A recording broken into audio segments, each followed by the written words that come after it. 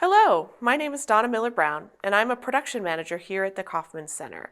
As a production manager, I work backstage with companies and organizations that bring shows into the building. I work with them to make sure that they have the technical equipment and the crew that they need for their show to be successful. Today we're going to do some origami. Origami is a traditional paper folding art from Japan.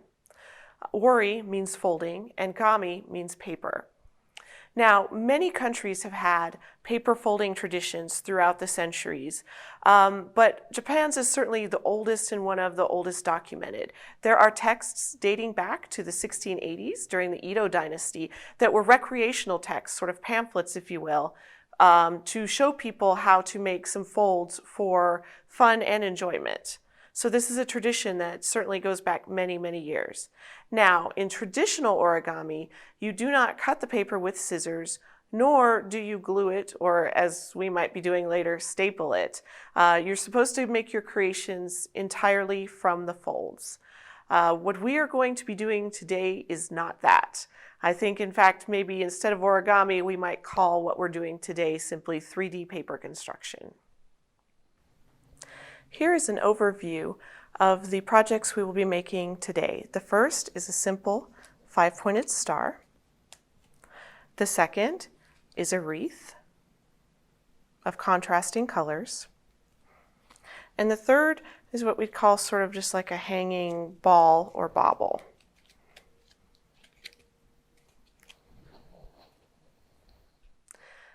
For materials, you are going to need, first of all, paper. Now, many craft stores sell origami paper, and it's typically 8x8 or 4x4, some sort of square. It's fairly thin, which makes it easier to fold, and it also has decorative colors and patterns on them, which is an important part of origami. However, you can use any number of things at home. You can use notebook paper. You can use notebook paper that you have colored with a marker, so it's a different color. You can use pages torn from magazines or catalogs. You can use printer paper, either white printer paper or printer paper in colors. You can use construction paper. What I chose to use today was actually some leftover wrapping paper that I had in my closet, just because I liked the pretty colors. So we're going to start with our two 8-inch by 8-inch pieces of paper. We'll put one aside for now. Our first piece of paper, we're going to start with color side up, and we're going to rotate it so it looks like a diamond. Then we're going to fold it from the bottom to the top. Now, you would think folding is all about the creases, and it is, but first, before you make your creases, you really want to make sure that your edges are lined up. That will be what ultimately determines whether you have a clean looking finished piece or something that's a little rough around the edges. So make the edges first and then come back and make your crease. And you want your creases to be nice and sharp. So this is your left edge and you want to bring it to the top. It's not unlike making a paper airplane. So once again, make sure that that lines up perfectly along your edge before you make your crease. And it should look like that. Then we're going to turn our paper over. We're going to fold this triangle in half by bringing the left corner over to the right corner. And that will look like, that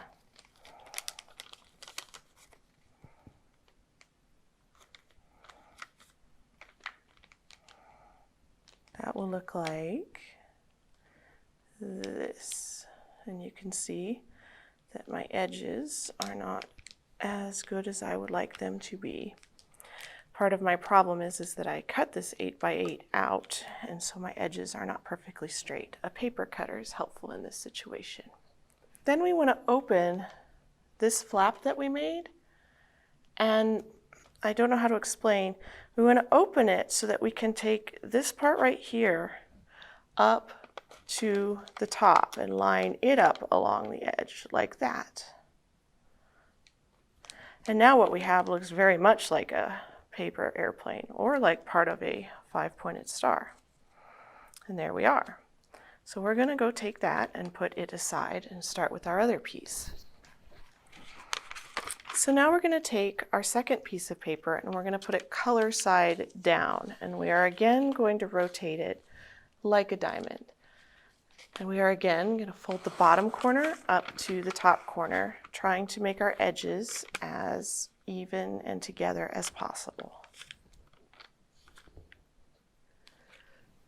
Then we're simply going to fold this triangle into another smaller triangle, like so. And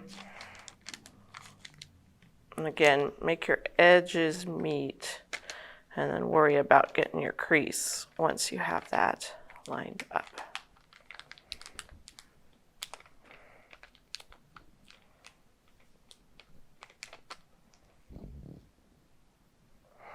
All right. Then we're going to bring the piece we completed earlier and put them next to each other so they look like this. We're going to open up the flap here. You see how this opens up. And we're just going to tuck Mr. Other Triangle in right there. And there you go. We have a 5-pointed star. At this point, we will either tape or glue this flap closed and maybe put another little glue dot right in here to keep it all together as one piece. And there's our star.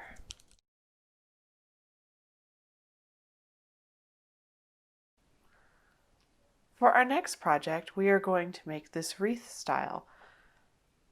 All right, as you can see, I'm still using the wrapping paper. This is one that I made using papers that are 8 inches by 8 inches, but I'm going to build with you a smaller one. So I've cut my papers into 3 inches by 5 inches, the size of index cards. And I'm going to need a lot of these. This particular wreath is a 10-piece. You can make this exact same design with either 8 or 12 pieces. So let's begin.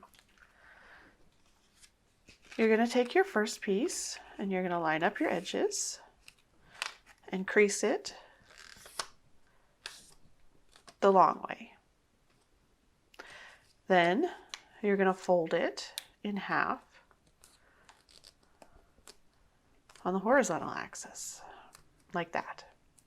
The only reason you're doing this, however, is to make a crease.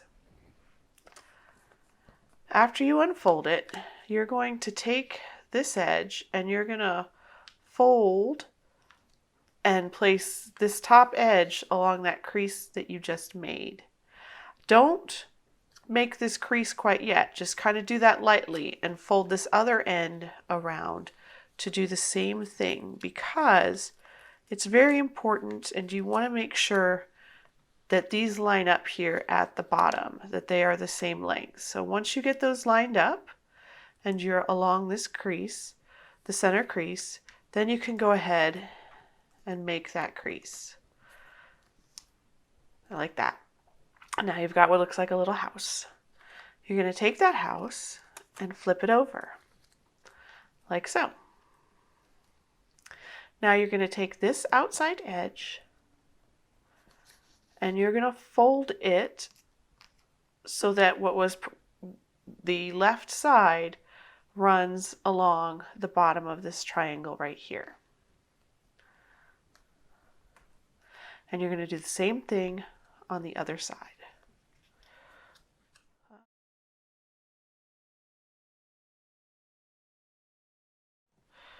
Like so. So now your piece looks like this. Now, along the bottom of this triangle right here, that's going to be the axis of your next fold. So you're going to take this right here and you're going to fold it up, and the crease is going to be along this existing line. Like so. Make sure your edges are kind of evenly matched right here to the outside as best as you can. And the same on this side. So when you're done, you have what looks like a triangle, yes? Now this part right here, this is sort of the messy inside side, and we're going to close that off. So we're going to fold this triangle in half, hiding all that messy stuff on the inside. And that leaves us with a triangle along the outside with these two pockets. You see them? Two pockets. Okay, and that is your first piece. And you're going to make 7 or 9 or 11 more of these alternating colors. So I'm going to do that same fold one more time in the red so that you can see it again.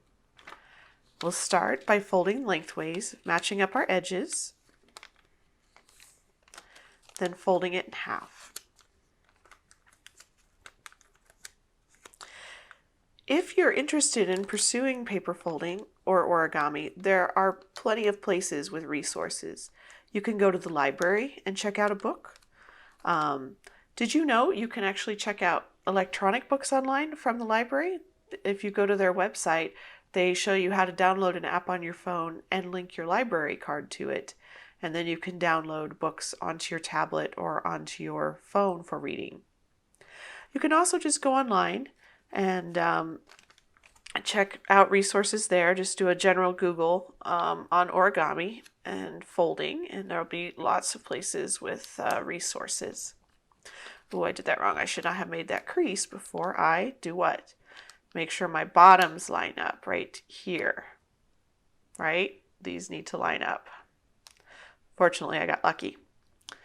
As you get into more advanced origami or paper folding, just as in ballet and just as in music, there's becomes a sort of a shorthand or a notation. So instead of there being diagrams of every single fold, there are certain folds you can learn and they have names. The first two basic ones, I will stop after I curl in my outside edges to show you, are, so let me do this just to hold my place. I'm going to put that aside for a second. The first two are very easy. This is called a mountain fold because it makes a mountain shape. Yes? This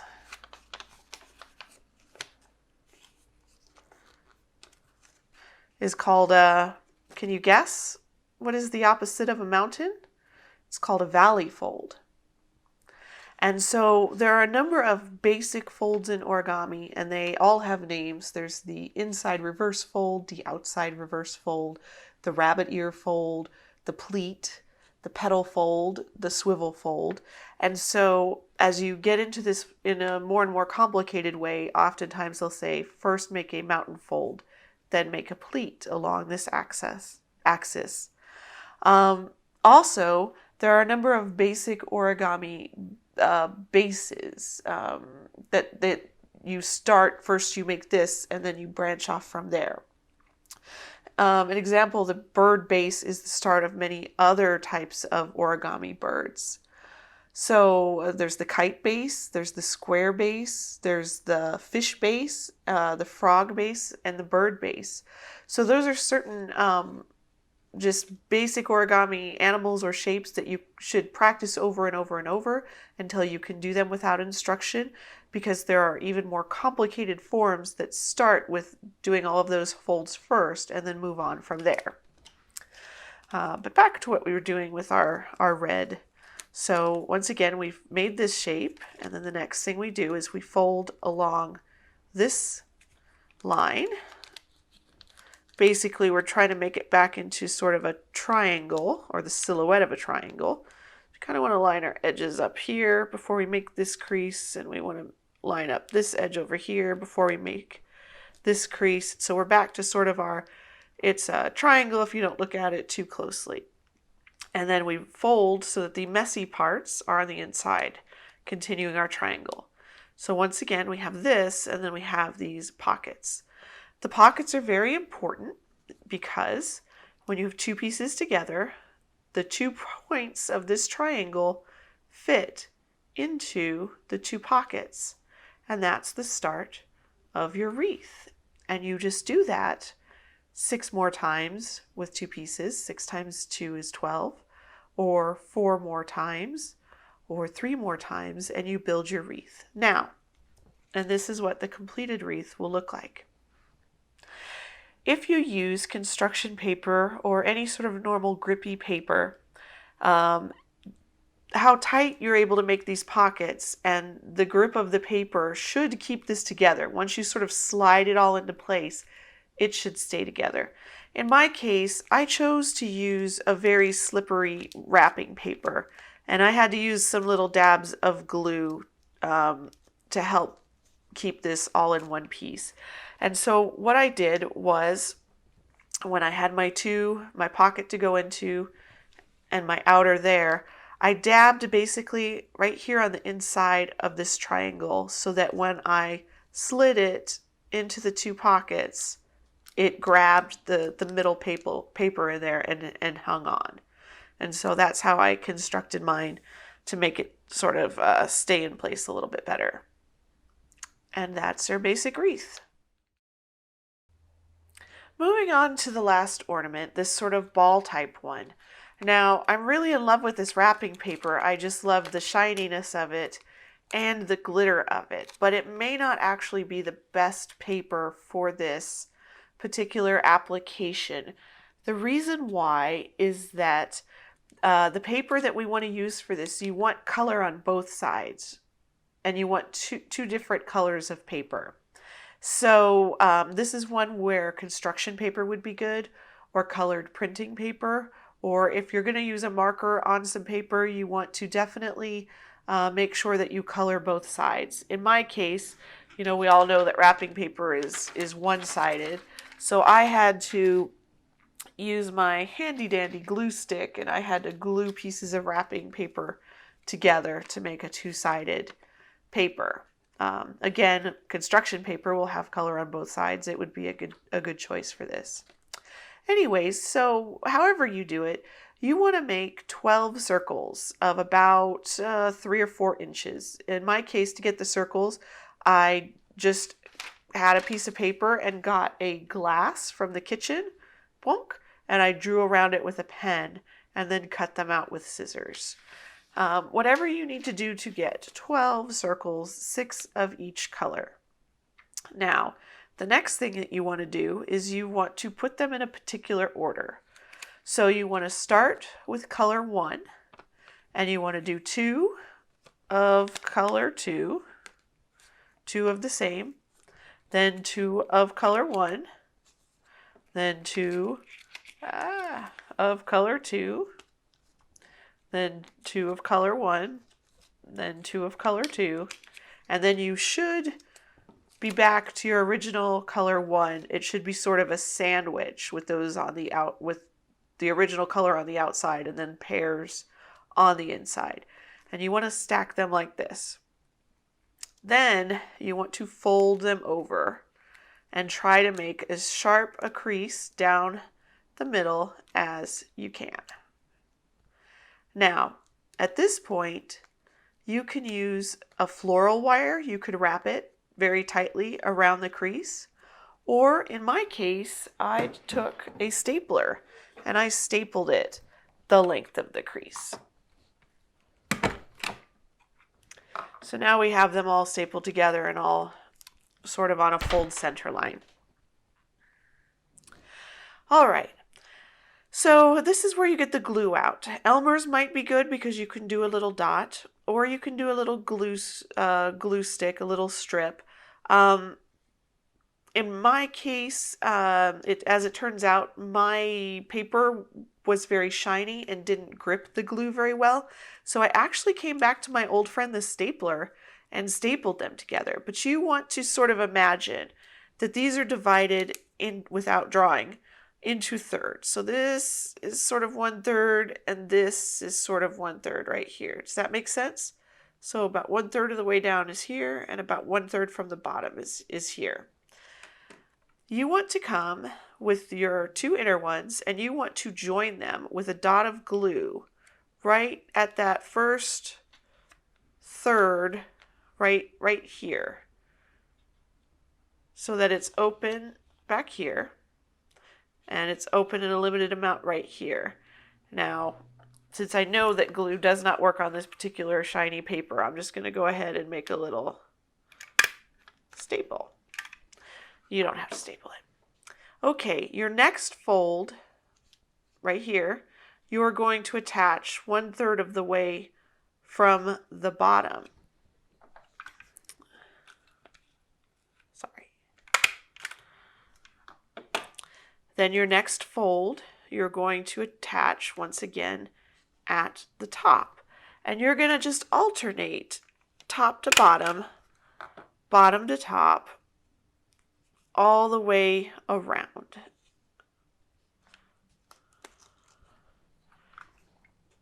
It's kind of hard to get the stapler in there.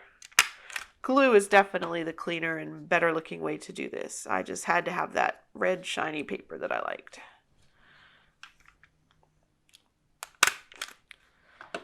And you're going to finish that, all of these staple together, and you're going to fluff them out until you get to the end and you have one of these to hang. And that is the conclusion of our third project. Thank you for joining me today as we made these paper creations. Please be sure to check out the other activities, demonstrations, and performances on the Kauffman Center website. Have a good day.